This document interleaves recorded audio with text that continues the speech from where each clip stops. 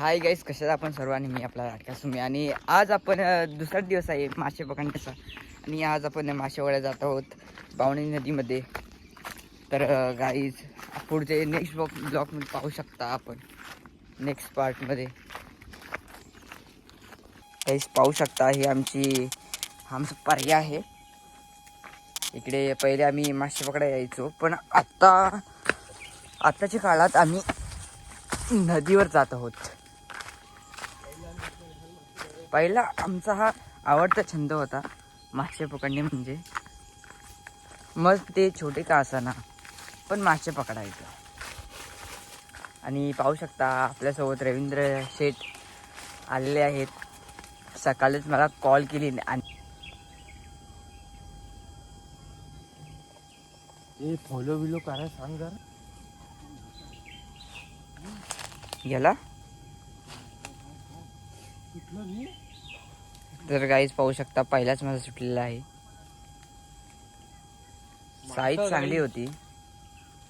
आणि मासे पकडण्याची टेक्निक म्हणजे आम्ही गव्हाचं जे पीठ असतं त्याच्याने मासे पकडतो. तर आता पाहू शकता आपण.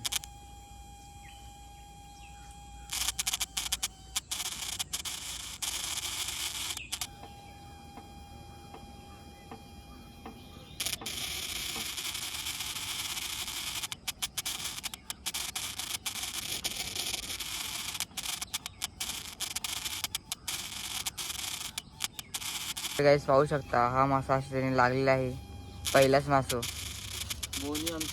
आणि ह्या माशाचे नाव आहे खवला. तुमच्या इकडे काय म्हणतात नक्की सांगा. पाहू शकता गाईज, असे आमच्या नदीच्या साईडला असं वातावरण आहे. आणि नदीच्या साईडला हे वेली वगैरे आहेत, त्याच्यामुळे अडथळा येत आहे मासे पकडण्यासाठी. पाहू शकता.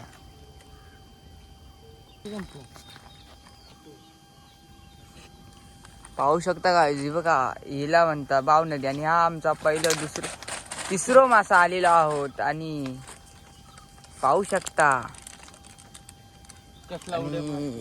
हे तर आमचं चालणार हातच आहे. आणि ही आमची बाव नदी आहे, नावच दिली अशी बाव नदी. अशा प्रकारे आम्ही मासेमारी करत आहोत नदीवर. आणि पाणी पाहू शकता, पाणी एवढं खोल आहे ना की सांगू शकत नाही. 2 पुरुषावरती पाणी असेल. 2 पोल एवढा पाणी आहे इकडे. एवढं खोल पाणी आहे भाव नदीला. वातावरण पण एकदम शांत आहे.